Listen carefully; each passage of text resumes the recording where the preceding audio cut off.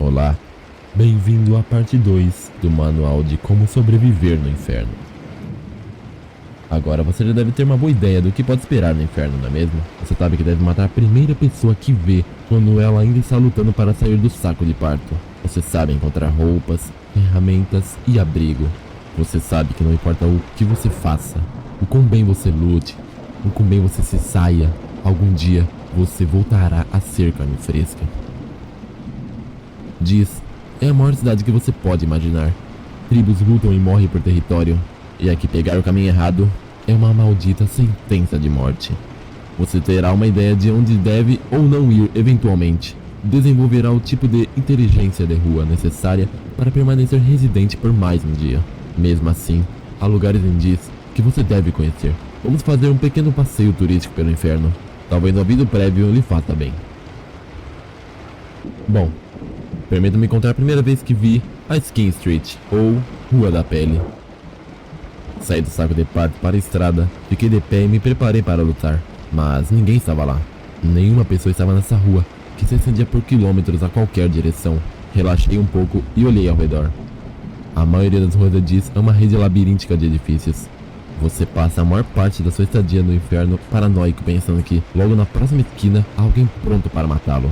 Porém, Skin Street não é assim. É uma linha reta única com apenas a chuva e a escuridão para dificultar a visibilidade. Por causa disso, eu me senti mais vulnerável do que nunca lá, comparado a outras partes de Diz. Você já entrou em um espaço amplo e vazio e de repente se sentiu exposto? Pois é, imagine também estar nu, desarmado e no inferno. Ainda assim, eu sabia o que deveria ser feito. O primeiro passo foi encontrar algumas roupas. Foi aí que aprendi como Skin Street ganhou esse nome. Cada prédio, cada poste de luz e lâmpada de gás quebrados estava decorado com pele esfolada. Eu já estava no inferno tempo suficiente para não ficar assustado, mas eu estaria mentindo se eu dissesse que isso não me afetou. De um jeito meio fudido, isso me lembrou do Natal, você sabe? Pessoas pendurando guirlandas e luzes em suas casas, esse tipo de coisa. Lembrei-me do tempo que passei com minha família, com meus filhos, na manhã de Natal. Sentimentos como esse te matam. Empurrei-os de volta para baixo e tirei alguns restos do prédio mais próximo. Se alguém fosse deixar roupas espalhadas no chão, poderia muito bem aceitar, não é mesmo? Eu não sabia na época, mas cada passo que dava em Skin Street, eu estava sendo observado. Quando o ataque veio, eu nem consegui ver o cara. Meu crânio fraturou devido a um golpe experiente de um taco. Quem quer que tenha me batido, pulou em cima de mim quando caí no chão e enfiou seus dedos nos meus olhos.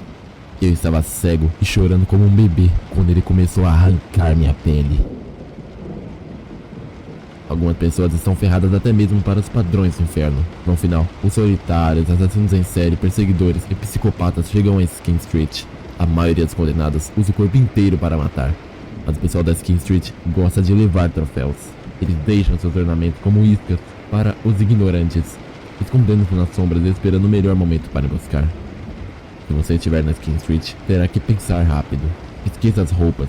Basta pegar uma pedra, um pedaço de madeira ou qualquer outra coisa que possa usar como arma. Fique fora das sombras, continue olhando para trás e saia de lá o mais rápido que puder.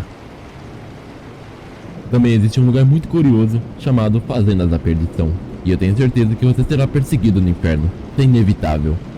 Em algum momento você tropeçará em alguém maior do que você, ou ficará em menor número. Isso é uma luta justa. Se alguém puder te derrubar sem que você revide, pode apostar que é isso que eles farão. É fácil perder o foco quando você está correndo pela sua vida. Você pode acabar esquecendo de prestar atenção ao que está ao seu redor. Isso, meu amigo, é um grande erro. Os arredores da Fazenda da Perdição estão repletos de outdoors. Eles prometem comida e segurança de graça para qualquer um estúpido o suficiente que acredite neles. As tribos que lutam por esse território específico gostam de tirar as pessoas das ruas e levá-las para um complexo industrial que chamam de lar. A boa notícia é que essas tribos não vão matar você. A má notícia é que eles não são grandes fãs de capturar pessoas vivas. Eu não poderia dizer quem originalmente decidiu que o inferno deveria ter organizado a produção de alimentos. Apenas que a ideia pegou é que ao longo dos anos, inúmeras tribos assumiram a responsabilidade de tentar tornar esse sonho uma realidade. Seja capturado por eles, você poderá esperar um pouco de trabalho escravo. Na maior parte, as tribos das fazendas da perdição tentam usar os frutos de parto como fonte de alimento. Eles forçam seus escravos a colhê-las nas paredes, triturá-los em cubos industriais, misturá-los com sangue, partes de corpo, água de chuva e qualquer outra coisa que possa fazer um caldo. A vida de um escravo é curta, brutal e repugnante, especialmente quando esses escravos são usados como cobaias para um tempero final. Veja bem, o líquido amniótico pode ser bebido se você estiver desesperado, embora que beber demais certamente fará com que você esvazie o estômago de todos os orifícios disponíveis. Porém, a carne do saco é uma questão diferente. Eu não saberia dizer exatamente o que são as bolsas de parto. Algumas pessoas dizem que são carne de verdade. Outras, no entanto, juram que se parece mais com um fungo. O que sei é que eles se reparam com o tempo. Como um pouco de sua carne, e nos próximos dias você desenvolverá um novo saco de parto dentro de você. É uma pequena misericórdia que você não viva o suficiente para vê-lo romper sua pele. Você estará morto logo após seu estômago estourar. Se você tiver sorte, seus dias como escravo terminarão quando a tribo decidir que quer carne de verdade.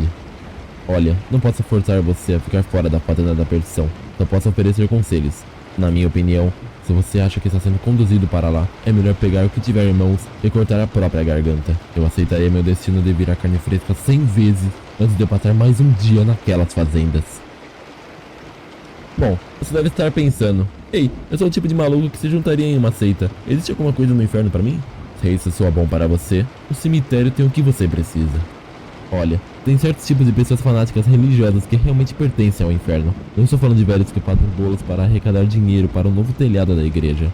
Estou falando dos caras que foram para a guerra porque Deus ordenou, que queimaram mulheres por supostamente se associarem com demônios e que não viram nada de errado em foder com garotos estranhos. Quando essas pessoas chegam ao inferno, elas são muito estúpidas para entender o que aconteceu. Afinal, para que encarar a realidade quando você pode fingir que tudo é apenas um teste de fé? Eles encontram pessoas que pensam como você no cemitério. Disseram-me que lá tinha uma catedral no meio do cemitério, que se estendia de horizonte a horizonte. Talvez seja verdade, eu não sei. Hoje em dia é uma favela de templos e igrejas construídas com materiais retirados das ruas. Para onde quer que você olhe, você encontrará fanáticos de olhos arregalados pregando sua própria versão distorcida da redenção. A mortificação da carne é o principal passatempo no cemitério. Se você ouvir a cacofonia dos sermões, você será informado de como a carne é má e deve ser purificada do pecado. O povo do cemitério tem muito tempo e muita prática quando se trata de dominar a tortura e a degradação. Eu não sou uma pessoa boa. Eu matei, estuprei e canibalizei. Mas posso dizer honestamente que nunca teria sido capaz de imaginar alguma dessas merdas que acontecem no cemitério. Entrei lá por acidente uma vez e nunca consegui tirar da minha cabeça o que vi. Observei uma mulher nua e amarrada, forçada a ficar de joelhos e violentada com barras de ferro. Um pregador costurou os próprios olhos e lábios diante de uma multidão antes de cortar sua masculinidade com um pedaço de ardósia. Um menino de talvez 14 anos foi crucificado publicamente. Uma menina foi afogada em merda. Um homem mais velho teve uma pedra enfiada sobre as unhas. Eu poderia listar uma centena de outras atrocidades cometidas em nome da redenção. Fique longe do cemitério. As pessoas de lá decidiram que o inferno não é infernal o suficiente para seu gosto. Esqueça a redenção. Esqueça Deus. A única maneira de sair do inferno é pela coluna de fogo que eu falei na primeira parte. Concentre-se nisso se quiser escapar. Os condenados não podem oferecer-lhe a salvação. Condenados só oferecem dor. Por enquanto é isso que eu tinha para falar, e nos vemos na parte 3 do manual de como sobreviver no inferno.